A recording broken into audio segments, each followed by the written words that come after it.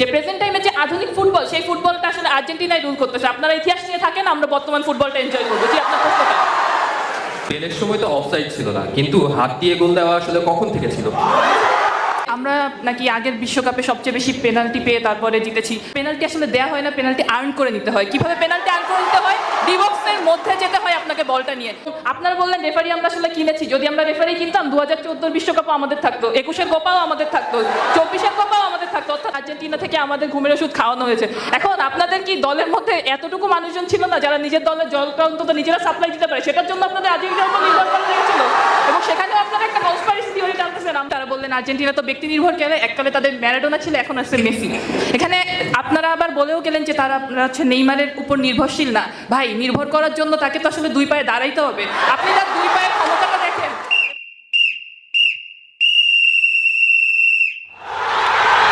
ধন্যবাদ।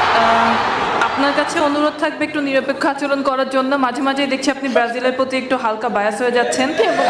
এখান থেকে বক্তব্য শুরু করছি। প্রথমে আমাদের ব্রাজিলের সমর্থক ইতিহাস টানলেন। ইতিহাস নিয়ে যেহেতু তারা টানলেন, তাদের মনে করিয়ে দিতে চাই তাদের যে 5টা ট্রফি তার মধ্যে 3টা হচ্ছে জুলেরিমা ট্রফি। আমার পাশের বাসার জুলেখা খালা যদি মারা যান, তার স্মৃতি রক্ষার্থে আমি হয়তো জুলেরিমা ট্রফির নাম দিয়ে জুলেখা স্মারক ট্রফি বিতর্ক আয়োজন করতে পারি। সেখানে তাদের অবশ্যই আমি ডাকবো।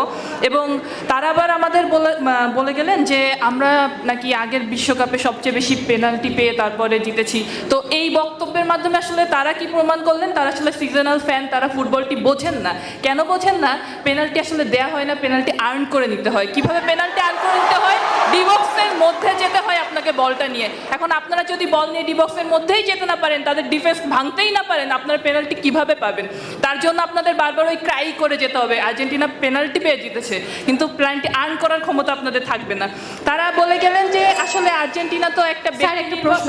হ্যাঁ, অবশ্যই নিব, প্রশ্ন নিব, একটু শেষ করি। তারা বললেন আর্জেন্টিনা তো ব্যক্তি নির্ভর খেলে, এককালে তাদের ম্যারাডোনা ছিল, এখন আসছে মেসি। এখানে আপনারা আবার বলেও গেলেন যে তারা হচ্ছে নেইমারের উপর নির্ভরশীল না। ভাই, নির্ভর করার জন্য তাকে তো আসলে দুই পায়ে দাঁড়াইতে হবে। আপনি তার দুই পায়ের ক্ষমতাটা দেখেন।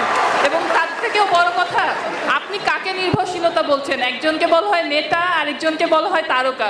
আপনাদের অনেক তারকা আছে, আমরা স্বীকার করি, কিন্তু আপনাদের কি মেসির মতো নেতা আছে যার জন্য সব প্লেয়াররা জান দিয়ে খেলবে? সেটা হচ্ছে বর্তমান আর্জেন্টিনার প্রশ্নটা হ্যাঁ, প্রশ্নটি। জি, আপনাদের নেতা ছাড়া চলে নাই, এ কারণেই কি প্রথম ম্যাচে মেসির নিশ্চিত লাল কার্ডটা দেওয়া হয় নাই? এই যে প্রথমেই হচ্ছে তার এই বক্তব্যের সাথে আরও একটু জিনিস সূচনা করি। তারা প্রথমে বলে গেলেন যে রেফারি নাকি হচ্ছে তাদের, আমরা আর্জেন্টিনা, আমরা জানি কি করে ম্যাচ কন্ট্রোল করতে হয় এবং মাইক কন্ট্রোল করতে হয়। রেফারিও নাকি তাদের, এবং সেই বক্তব্যে জেট টেনেই তারা বলে গেলেন যে প্রথম ম্যাচের নিশ্চিত ফাউলটি আসলে দেয়া হয়নি। এখন দেখেন কোনটা ফাউল এবং কোনটা ফাউল না সেটা বলার জন্য ডগ আউট এবং সেখানে আরও অনেক মানুষজন ছিল এখানে বসে। আপনারা আর্জেন্টিনার ব্রাজিলের ফ্যানরা যতই চিল্লি করি, আসলে তারাই পরিচালনা করে। এবং আপনারা বললেন রেফারি আমরা আসলে কিনেছি। যদি আমরা রেফারি কিনতাম 2014 বিশ্বকাপও আমাদের থাকতো, 21-এর কোপাও আমাদের থাকতো, 24-এর কোপাও আমাদের থাকতো। অর্থাৎ তখন আপনাদের মনে হয় নাই যে রেফারি আসলে আমাদের ছিল। অর্জন দেখার পর থেকে আপনাদের মনে হলো রেফারি আসলে আমাদের ছিল। বিষয় হচ্ছে কি যে আমরা সব কিছু নিয়েই বিতর্ক করব, যখন বাসায় যে আমাদের পরীক্ষার রেজাল্ট দেয় আমরা সেই ফলাফলগুলোই বলি যেখানে আমরা ভালো ফলাফলটা পেয়েছি। অর্থাৎ আমি যেটা 80 পেয়েছি সেটা গিয়ে মাকে বলবো, যেটা আমি 32 পেয়েছি সেটা আর মাকে বলবো না, বলবো ওই ফলাফলটা আসলে পরের দিন প্রকাশ হবে, ওটা এখনো দেয় নাই। আপনাদের অবস্থা সেরকম হয়ে গেছে। আপনারা 21-এর আগের গল্পগুলো বলেন না, কিন্তু 24 থেকে এসে আপনাদের 22 থেকে এসে আপনাদের কথাগুলো বলা শুরু হয়। দেখেন, আপনারা আমাদের বললেন যে হচ্ছে আমরা অনেক বেশি যেই ট্রফিগুলো পেয়েছি, আপনাদের যে 5টা ট্রফি, এখন সেই 5টা ট্রফির আরেকটু ইতিহাস আপনাদের বলি। তখন কিন্তু কোনো অফসাইড ছিল না, তখন কোনো ভার ছিল না। আপনারা যেই গোলগুলো দেখছেন সেইগুলো শুধু আমরা ইতিহাসেই দেখছি। আমরাও স্বীকার করি ব্রাজিল ইতিহাসে অনেক ভালো, কিন্তু আর্জেন্টিনা হচ্ছে বর্তমান ফুটবলের বর্তমান। অর্থাৎ আপনারা প্রেজেন্ট টাইমের যে আধুনিক নিচ্ছি, যে প্রেজেন্ট টাইমের যে আধুনিক ফুটবল সেই ফুটবলটা আসলে আর্জেন্টিনায় রুল করতেছে। আপনারা ইতিহাস নিয়ে থাকেন, আমরা বর্তমান ফুটবলটা এনজয় করবো। জি, আপনার প্রশ্নটা। জি, পেলের সময় তো অফসাইড ছিল না, কিন্তু হাত দিয়ে গোল দেওয়া আসলে কখন থেকে ছিল? দেখেন, আপনারা কিছু হলেই যে হাত দিয়ে গোল দেওয়ার কথাটা টানেন। বিষয় হচ্ছে কি যে আপনারা অর্জনগুলোকে এত বেশি হাইলাইট করেন যে অর্জনগুলো হাইলাইট করার সময় আপনারা বাকি জিনিসগুলো ভুলে যান। এখন এই যে হ্যান্ড অফ গডস, আপনারা এরকম একটা এক্সাম্পল দেখান আপনাদের, আমরা তো জিনিসটা নিয়ে গর্ব করি, আপনাদের এই গর্ব করার মতো জিনিস কোথায়? এবং আপনারা আরেকটা জিনিস আমাদের বলার চেষ্টা করলেন, আপনাদের নাকি ঘুমের ওষুধ খাইয়ে সেখানে আপনাদের সাথে একটা কনস্পাইরেসি করা হয়েছে। এটাও আসলে খুবই চমৎকার একটা কনস্পাইরেসি থিওরি, যেটার কোনো লিগাল ভিত্তি আমরা দেখি না, কিন্তু শুনতে ভালো লাগে যে আসলে আর্জেন্টিনা থেকে আমাদের ঘুমের ওষুধ খাওয়ানো হয়েছে। এখন আপনাদের কি দলের মধ্যে এতটুকু মানুষজন ছিল না যারা নিজের দলের জলটা অন্তত নিজেরা সাপ্লাই দিতে পারে? সেটার জন্য আপনাদের আর্জেন্টিনার উপর নির্ভর করা লেগেছিল, এবং সেখানেও আপনারা একটা কনস্পাইরেসি থিওরি জানতেছেন আমরা তো আসলে ওষুধ মিশিয়ে দিয়েছি। দেখেন, আরেকটা জিনিস আপনাদের বলার আছে, এর আগের বিশ্বকাপে আমরা আসলে প্রচন্ড উত্তাপ দেখছিলাম মাঠের মধ্যে। কিসের উত্তাপ? ব্রাজিলের বেঞ্চের উত্তাপ। এবার দেখি আবার প্রচন্ড উত্তাপ। কিসের উত্তাপ? ব্রাজিলের কোচের উত্তাপ।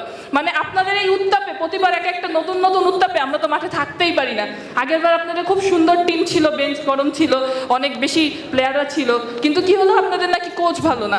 এখন তো আপনাদের প্রচুর উত্তপ্ত একটা কোচ আসলো, তারপরেও দেখলাম আমরা প্রথম ম্যাচে মরক্কোর সাথে আপনার ড্র করলে। মানে আসলে আপনাদের সমস্যাটা কোথায়? আপনারা প্রতিবার ঠিক কোন এক্সকিউজটা নিয়ে আমাদের সামনে দাঁড়াতে চান? এটা যদি আমাদের বলেন, আমাদের ডিফেন্ড করতে একটু সুবিধা হয়। আমরা কি আসলে আপনাদের ব্রাজিলের বেঞ্চ টিম নিয়ে ডিফেন্ড করব, নাকি আপনারা আপনাদের কোচকে নিয়ে ডিফেন্ড করব?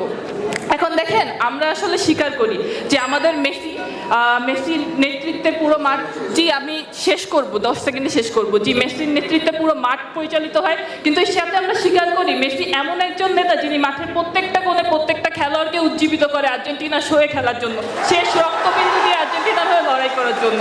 এবং আমরা বিশ্বাস করি এই বিশ্বকাপে আসলে আমাদের উপভোগ করার ছাড়া আর কিছু নেই। আমাদের যেটা অর্জন সেটা আমরা 2022 সালে আমাদের লিজেন্ডের হাতে ওয়ার্ল্ড কাপ দেখেছি। তাই এই বিশ্বকাপ আমরা উপভোগ করবো ভ্যামোস আর্জেন্টিনা।